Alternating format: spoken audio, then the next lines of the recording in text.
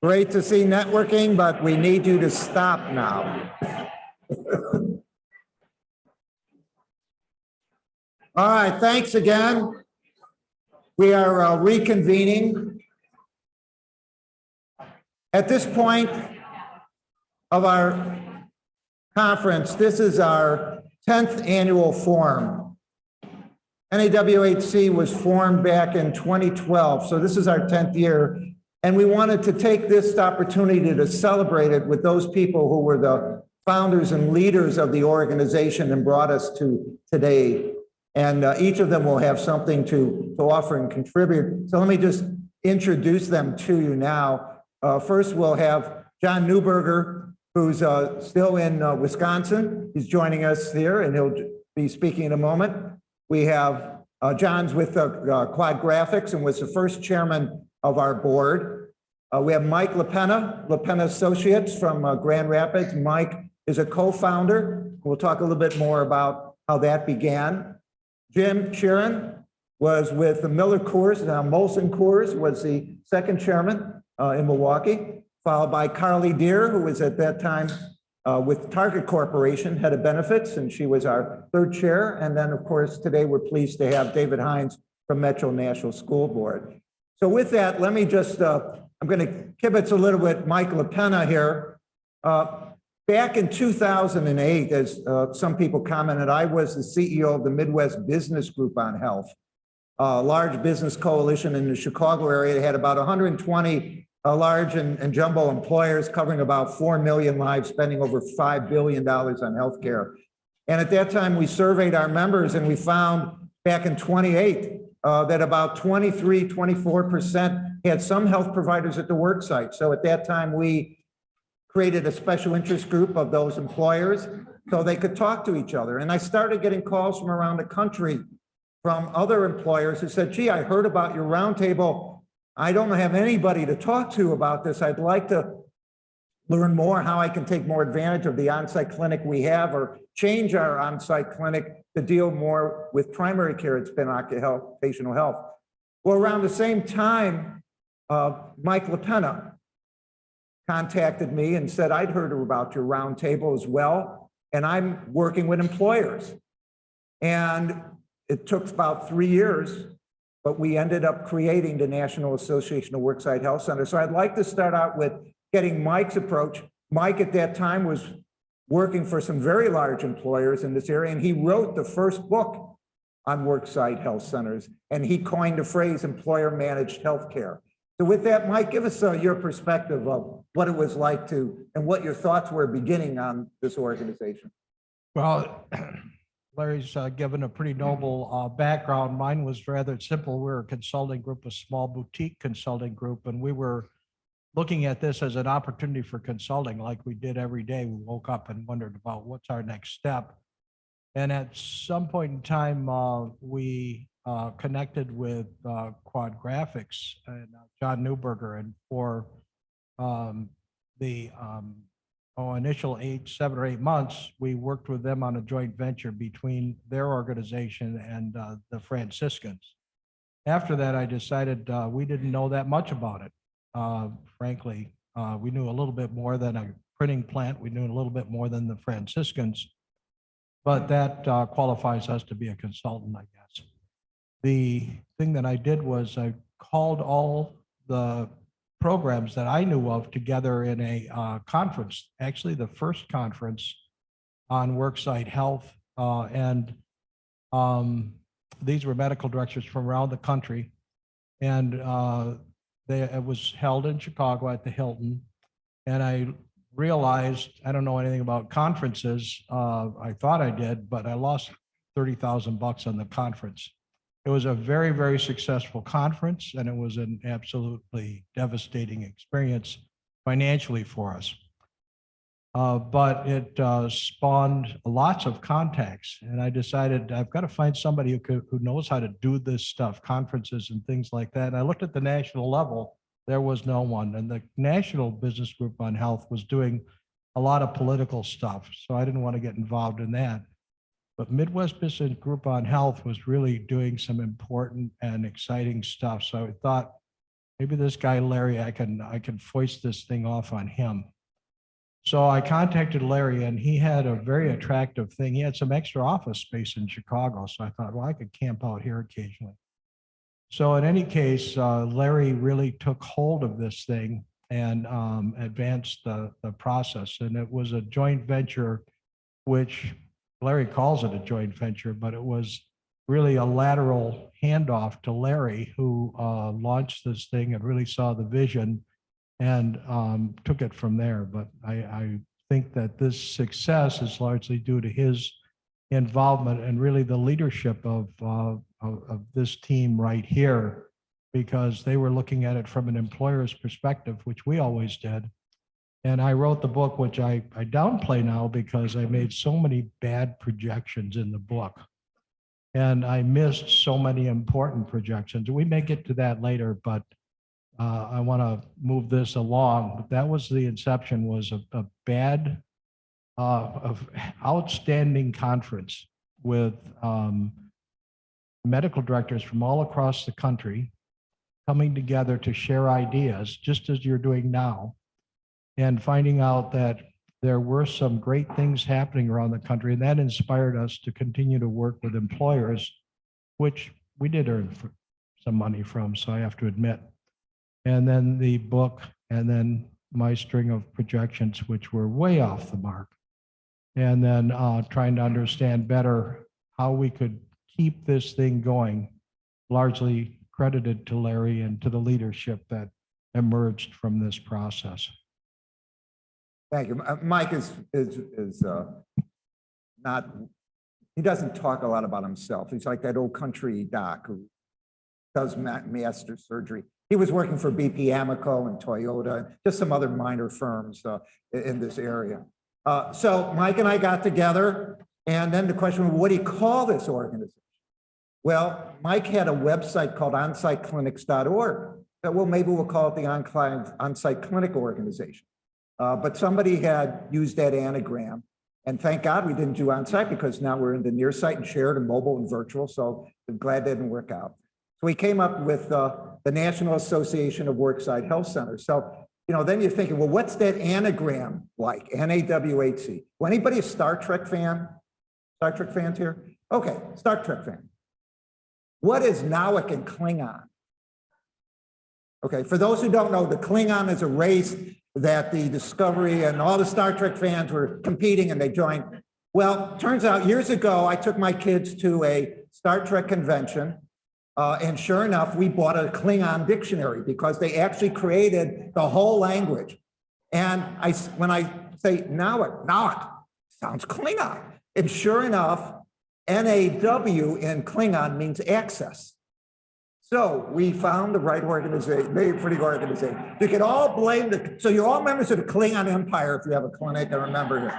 All right, with that, I'd like to introduce John Neuberger, the first chair of organization, and ask you, John, well, you know, what was your thoughts about forming the organization?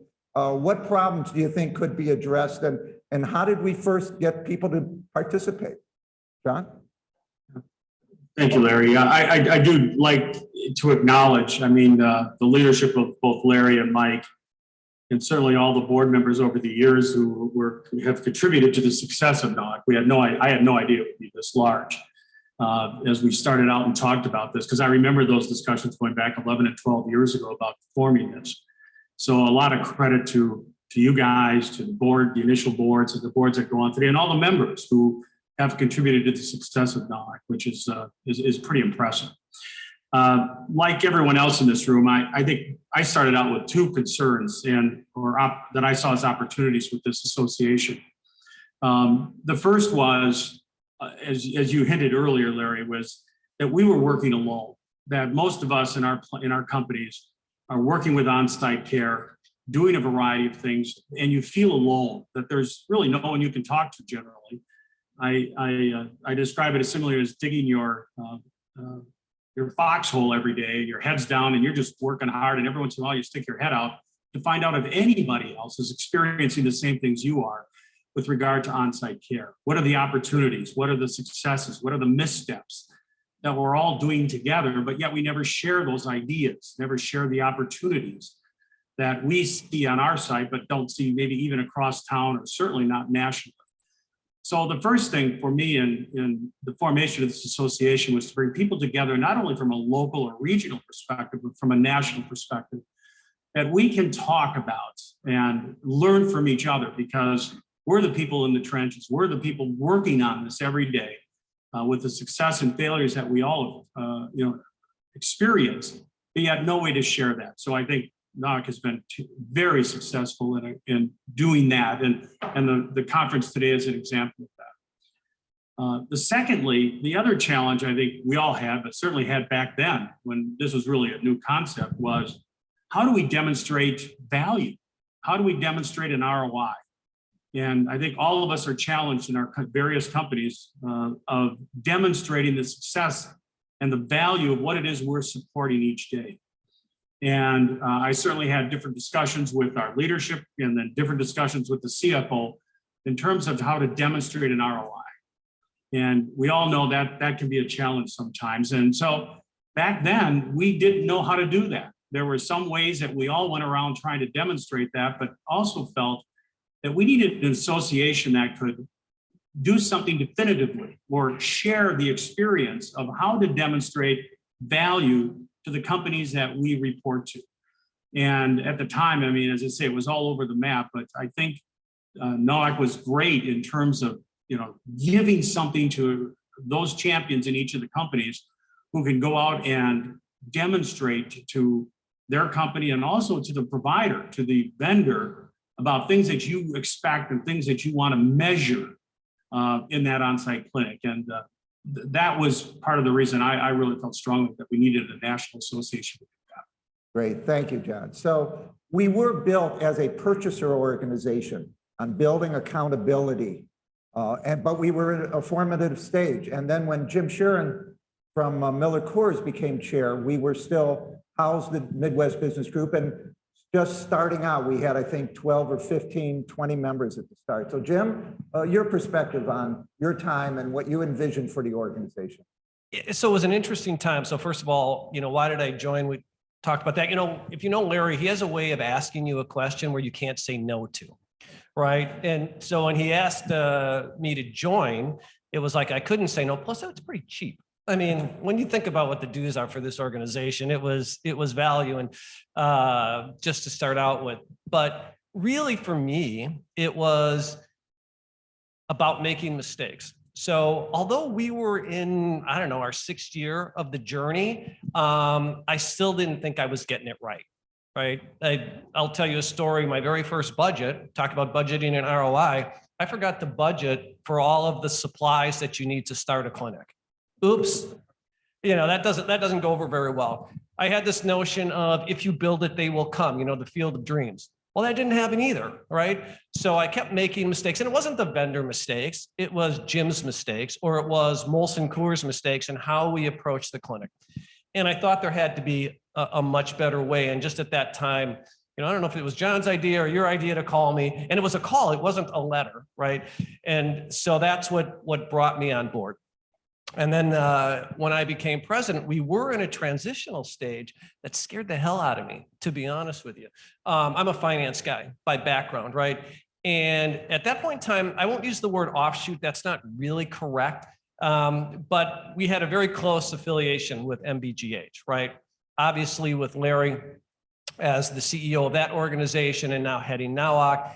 They were also very helpful in terms of, I guess today they would use the term street cred. So we get some instant credibility because of our relationship with MBGH and of course, Larry. But it was clear that the niche agenda of NAWC was significantly different than the overall agenda of MBGH. So it was clear that we had to go out on our own. And I'm like, is this really going to work? I mean, when you talk about real estate, right? Success is location, location, location. But business is the same way. It's just not physical location. It's the location in the marketplace where you have your organization. And is that the right real estate to place your organization in?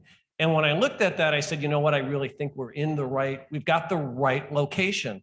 This is an exploding opportunity, but this doesn't happen just, organically. You have a lot of work, and you've got leaders like Mike and Larry who were able to bring a lot of good people in. The medical board, I thought, was a terrific idea from the start, because it is all about quality of care.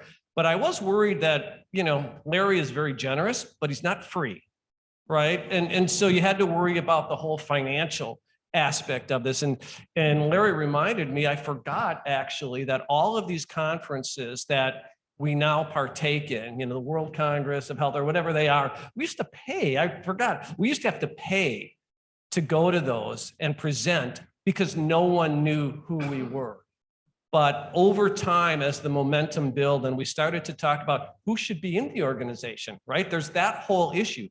Private employers, for sure. Do we want public employers? Do we want healthcare employers to pay? Do we want vendors to pay? How would that look, right? So all of these discussions were going on.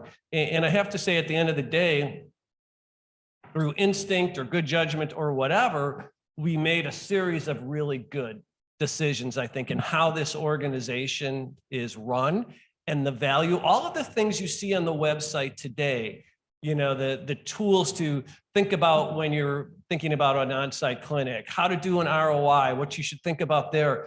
Those were built by, the team from the ground up. And so it took a lot of dedication and a lot of hard work from all of those folks to get to the beginning where you're not guaranteed success to what you have today, which is a really value-added organization. For, again, I will repeat, it's hugely valuable in terms of your cost benefit return, for sure. Thank you. So then when Carly Deer from Target took over as chair, we really decided to get serious about accountability and measurement. And Carly, give us your thoughts as the one who was leading that effort and then as chair, and the changes and expectations you had.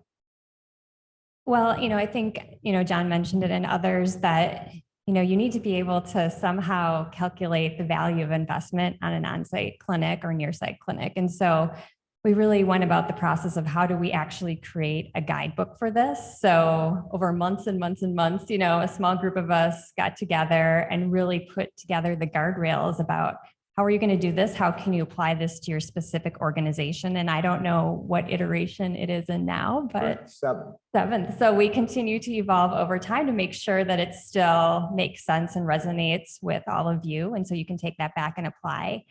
But I think that is like a unique thing about this organization is just our community and how we share best practices. And I think that was another thing, like how do we expand membership? So it's not just, it was very Midwest focused at the beginning because that's where we sat. So the goal of really, how do we have more of a national presence? So then we can learn from national employers, and everybody has a unique situation, but it's so powerful to hear those specific case studies about what are your struggles? What does your employee population need? How are you approaching the situation? And for me, like that sense of community, learning from one another, taking the opportunity here to connect with somebody new, understand what's your situation, what have you learned? What are your struggles? And just knowing, again, we're not in it alone. We're all here to partner together and figure out how we can best really provide care for our employees. So I think it's been fun to see the membership grow, the span grow. We moved from just having our in national meetings, in Milwaukee and Chicago, and we branched out into Dallas, and now we're here in Nashville. So I think it's really fun to just continue to meet representatives from different employer organizations and learn your stories. And then again, hearing those be showcased here and then through other webinars that we have throughout the year. Thank you. Well, in the transition then, when David Hines, head of Metro Nashville School District, came by board, actually, I remember meeting David for the first time at one of the conferences that Jim mentioned where we had to pay $4,000 for a booth. And David came over and told us he had a clinic starting out with a mobile school. And now he has a 25,000 square foot operation. So it really is a great experience. At any rate, David recognized the value of the partners and bringing the service partners, because there were at that point, I think 15 or 30 major players. Now there's over 60 companies that offer worksite care. So David, when you came on board as a public employer, the first one we've had, what was your expectations and where did you see the organization needing to go and where is it now? Coming aboard with NAWAC, it was the same thing as what I've heard from others. You feel like you're out there alone in this world. It was great to have folks that basically, NAWAC kind of became my home base for everything on-site medical and brought us together and gave us substance and support to be able to talk to people about different things. Like you can't just call anybody up off the street and talk about EMR, but I was asking some questions to Larry about, bi-directional EMRs. He referred me over to John. John kind of burst my bubble and told me that I was looking for the Holy Grail. And so it was to understand what the realities are, what you can find, what you cannot find type situation in this world and where it was. Also, what I found with NAWAC is things that challenged me. I remember after that being brought up to a forum where we talked about chiropractic care and on-site. And I didn't want to go there, but I made some commitments to go there. And so I went to learn and develop and find out what was going on. And they won me heart and soul. I have a great chiropractic practice in our clinics that I've become a true believer in their place right alongside our physical therapist and what we have going. So this organization, has helped us to develop as on-site medical, helped us look at where we need to go. And it's a progression as we go forward. And Larry's talking about the partnership. It's all about the partners. I used to be young and dumb. Now I'm just old and dumb type situation. But I learned so much from everybody else, whether I work with them directly or meet with them indirectly as we try to learn and grow from each other. And this space is so vibrant and rich. I mean, why else is Amazon and everybody else looking at what we should be doing in primary care in this whole care delivery spectrum? So I'm glad to see this pivot. I'm glad to see where we're going. I'm glad to see the partners. And there's more iterations and more change that we should be looking for is how do we work together and infuse these different subsets and services that we have in the overall spectrum of care that we're trying to deliver. Thank you, David. So John, let me go back to you. When we first started, I didn't know anything about on-site care. All I knew was Quad Graphics as an employer who created Quad Med daycare, Quad Med baseball leagues, Quad Med something for it. It was a very paternalistic group. And when we created Quad Med, it was an employer managed center. I thought now it was going to serve primarily employers who self-managed. I thought that was the vast majority. Clearly, we've learned that represents maybe 15 to 18%, and the vast majority are run by a third-party service provider or a health system. What was your expectations, John? Where did you think we could best help, and where moving forward do you think this organization can best help employers? Well, Larry, that's a great question. I mean, there's two things I would raise to that. The first was, as employers are shopping for a vendor, evaluating the vendor, potentially that is going to go on site for them. I always thought that now it should set the standards of what any employer should expect from a potential vendor in terms of staffing, in terms of reporting, quality measures, a variety of things that an employer and the champion who's ever at that company could at least begin to discuss that, because for most of us, we learned on the job. Jim talked a little bit about that. You make your mistakes and then you learn from that.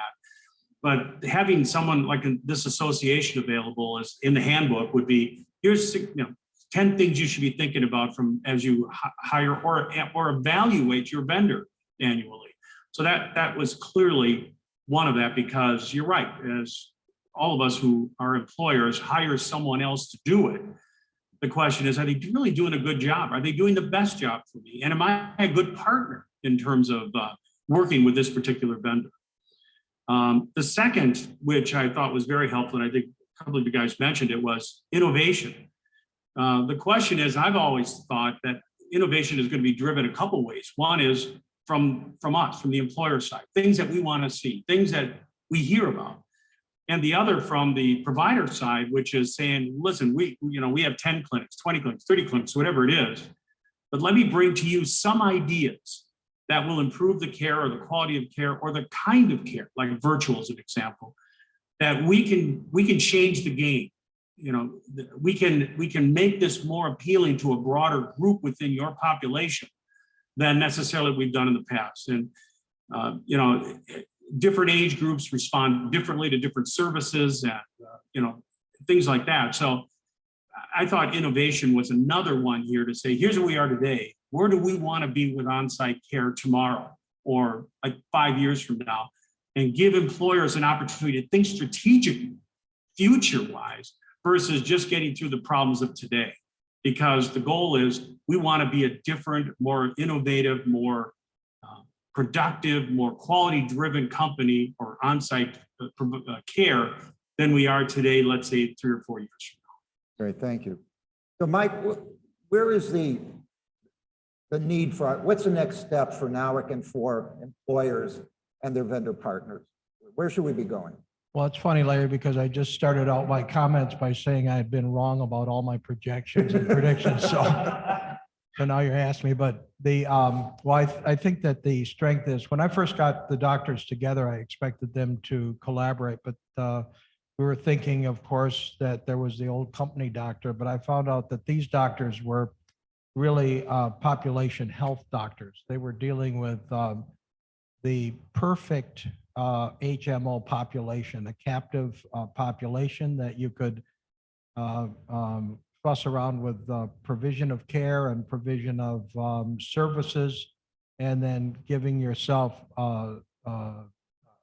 and actually tweaking every aspect of care to improve the health status of the organization. And I recall Ford Brewer, who was the head of Toyota, he was on a 6-month sabbatical from his company to find the best models for provision of care in their new organizations that they were going to launch in the United States. And that was an inspiration. I think this is the opportunity for us to collaborate, but I think if we looked at the problems or challenges that come in the next 5 years, it's going to be addressing how do we actually fit or integrate telehealth. And that was commented on by many people. I was in the back taking notes, learning about what others were finding out. And if I look at the little fact sheet, Larry, that you stuck in our folders, there's a lot of information there that I didn't know. And so I think when we look at the future of healthcare in the on-site environment, it's you would find it emerging at these tables right here. And it's from our partner vendors, but it's also from organizations that are doing it themselves. And Rosen is a good example for us to emulate. Thank you. So our thought is, I think that this is the environment where things will be emerging. Thank you. Jim, your thoughts about where we thought we'd be and where we need to go? Yeah, you know, it's interesting, Mike, you used the term telehealth. That was actually the original, right? Now it's virtual health. And I remember talking about the first, how are we going to bring healthcare to some plants where we don't have on-site clinics, right? And we were talking about taking a room and putting this big old chair in there with a camera and, you know, all of that kind of stuff. Well, now we got smartphones, right? And so really from an organizational perspective, I think it's incumbent on us to anticipate the changes and bring that value to our members as early as possible. The other thing that's difficult, quite frankly, is there are all these ideas out there, but there is inherent inertia at times. In other words, it is so complicated to implement things that there is a tendency to not, right? Because it's so darn hard. And I've got 150 other things on a daily basis to deal with. So I think it would be helpful for NOWOC to figure out and help employers and members cut through the chafe, right? How do you go from this great idea to actual implementation and execution? Because I can walk around outside and see the vendors and, oh my God, I should do this, I should do that. But how do I actually do it on a day-to-day basis and get that done? So to the extent that through our guidebook and things of that nature, we can anticipate these changes and discuss to some degree how you can actually go from A to B to Z, whatever it is, in a practical manner as opposed to saying, well, this is a great idea, but how do I really implement it? Thank you. Carly, your perspective on where we are and where we need to be? I think part of it is really utilizing those on-site and near-site clinics to be that care hub and really connecting employees to the benefits ecosystem within their organization. I know it was mentioned earlier this morning, but I think that that's key because, again, employees don't know what they don't know. And so making sure that that on-site near-site clinic is really that care hub and removing those barriers. I think also just continuing for that on-site near-site clinic to really help with care referral as well, vetting quality care providers, but again, within that ecosystem of that employer. Thank you. David, thoughts?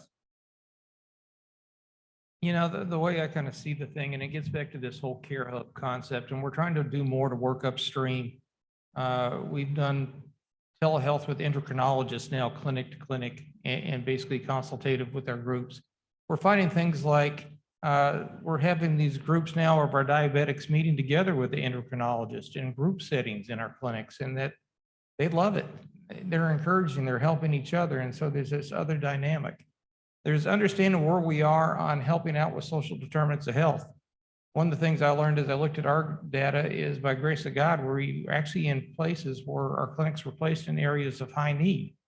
And because of that, we've been able to impact some of our minority populations and improve some of their metrics.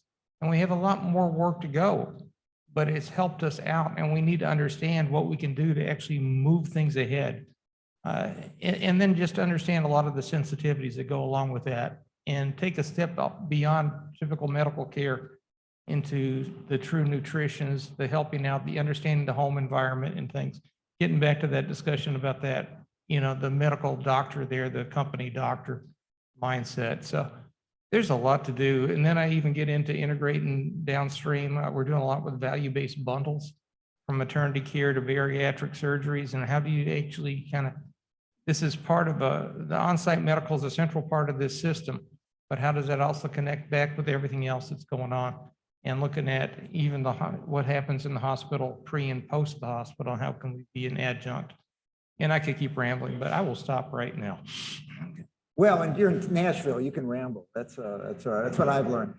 Well, so we just wanted to give you a perspective of where we started, and some of the key learnings for me has been, you know, we cannot have an on-site or near-site center be another fragmentation of the healthcare system. Too many employers said, well, I'll check off that box. I got a clinic, I got a wellness program, I got a smoking program.